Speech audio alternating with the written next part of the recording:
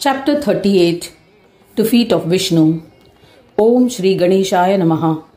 Mudgalacharya continued the narration of the legend. Indra met Brihaspati.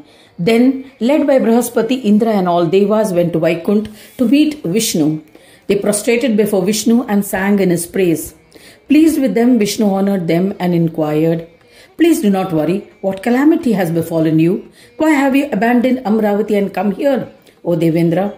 Where is your wife? O Deva, you seem to have lost your throne. What is the nature of your calamity?" Indra replied, "O Lord, the preserver of this world, you are the omniscient one.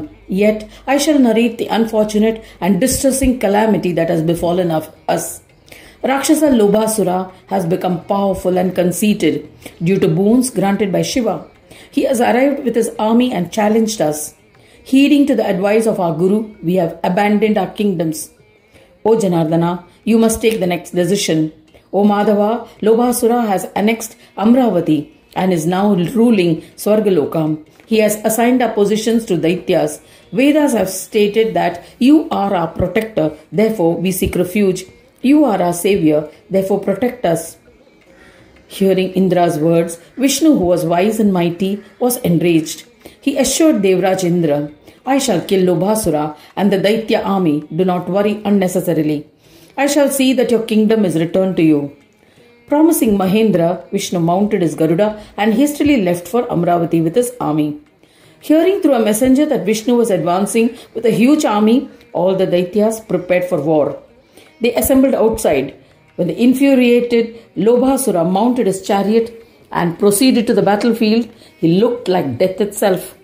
Seeing the enormous and mighty Lobhasura, who appeared like death itself, Devas panicked and fled in fear. Vishnu reassured the fleeing Devas and marched onto the battleground. Devendra and others, armored and wielding their weapons, also accompanied him. Seeing Vishnu on the battlefield, Lobhasura was filled with wrath. He commanded the Asuras to attack. A fierce battle ensued between the Devas and Danavas. There was a tumultuous war between them with weapons. Many soldiers died. Even though both of them were desirous of victory, neither side was victorious. Rivers of blood flowed on the battlefield. They did not rest even at night. Both armies fought vehemently for 3 days continuously. It was a terrible and intense battle. Devas intensified their attack. Vishnu's followers and other Devas, led by Indra as their chief, fervently attacked with a variety of weapons, slaying the Danavas.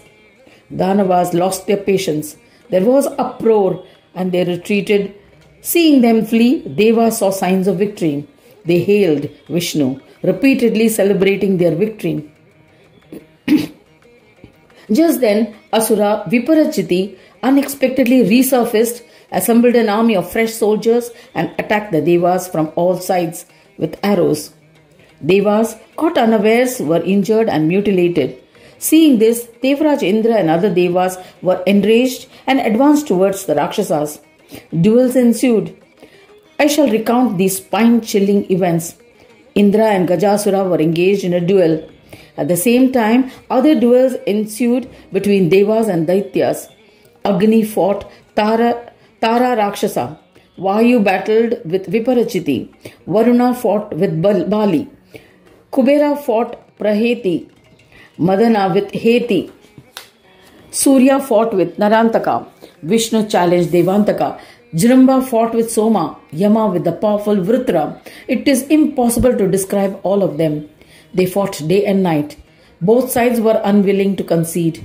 They battled it out for 5 days, showering weapons and astras. But nobody won, neither the Danavas nor the Devas. Just then the cruel Gajasura caught hold of Indra and hurled him over a mountaintop. Devraj Indra fell unconscious. Seeing him, the Devas were disheartened. They fled. The enemy soldiers caught the fleeing Devas and battered them till they were rendered unconscious. Seeing the commotion, Vishnu was astonished and enraged. He hurled his ferocious chakra with great force towards the Daitya army. Many Daityas were instantly killed by the Sudarshan chakra of Mahavishnu. The chakra injured the soldiers who were beheaded or rendered mutilated. Then several Danavas surrounded Vishnu. They attacked him simultaneously with their weapons. Narayana, enraged, released an array of 10 arrows and wounded Gajasura. Gajasura fell unconscious. Hari then released 7 arrows and injured Devantaka. In this manner he injured several Danavas.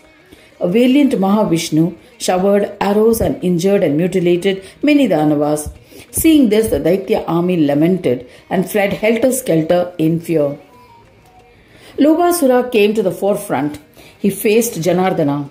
He was infuriated and intoxicated with pride. He said, "O Vishnu, now that we are face to face, I shall ensure that you do not survive. I cannot be killed by any being which has a name and form.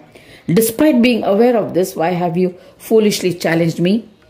Saying this, he aggressively attacked him with his mace. Vishnu fell unconscious on the battlefield. Lobasura massacred the army of Devas. After some time, Vishnu regained consciousness, and with Devas and chief Devas, he fled the battlefield. Lobasura roared with laughter and revived all asuras who had become unconscious.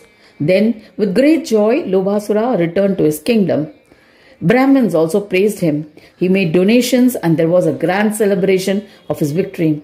Lobasura then seated himself on the throne of Indra.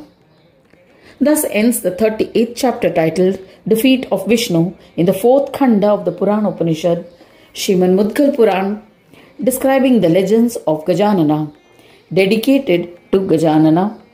End of chapter 38.